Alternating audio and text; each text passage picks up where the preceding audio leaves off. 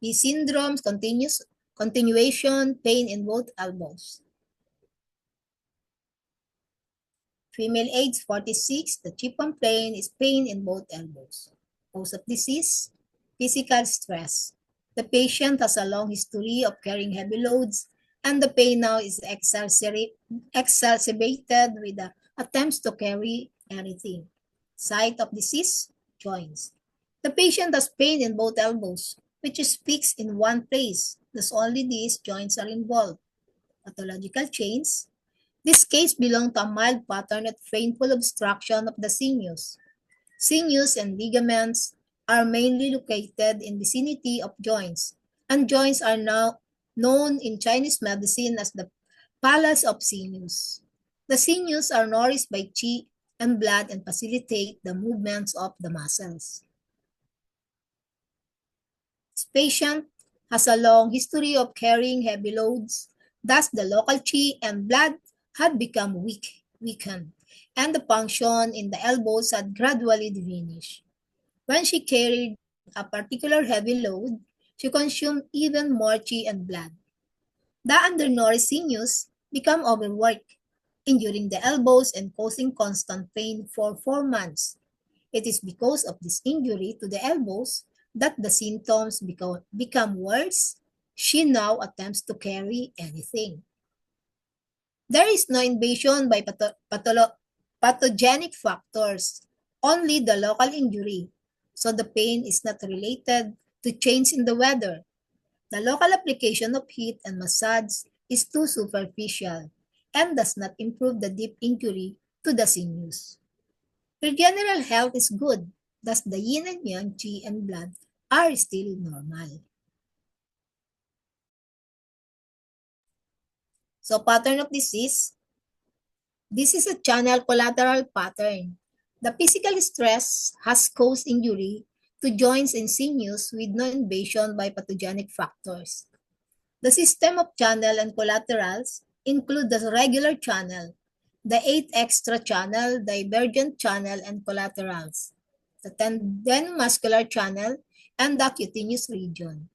Channel collaterals pattern, therefore, encompasses a wide range of disorder. There's no obvious heat or cold in this particular pattern.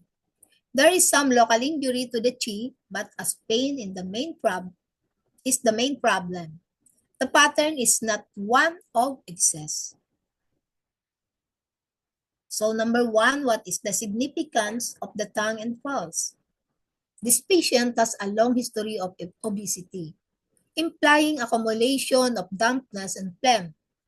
The tongue coating is slightly yellow, as this type of problem has a tendency to transform into heat. The tongue body is normal in color, suggesting that the heat is very mild and has yet to become significant. There are no other heat-related symptoms. The sunken moderate pulse indicates internal accumulation of dampness. Number 2, there is a liver problem in this case. A liver controls the sinews, which in this case have been injured. However, there are no liver blood deficiency, and the problem is very localized and caused only by physical stress. There are no other symptoms associated with the liver, and thus it is not involved. Number 3, there is a spleen qi deficiency. There are no symptoms relating to the digestive system,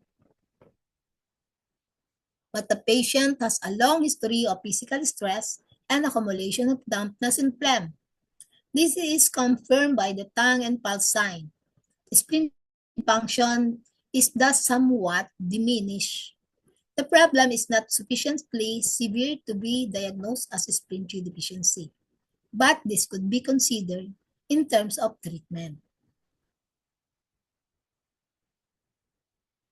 So our diagram, from the spleen control muscles and responsible for transportation and transformation of water.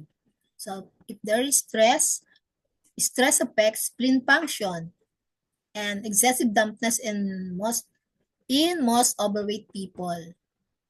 So light yellow tongue coating, sunken, and moderate pulse. So physiology, pathology, and symptoms. Thank you for your listening.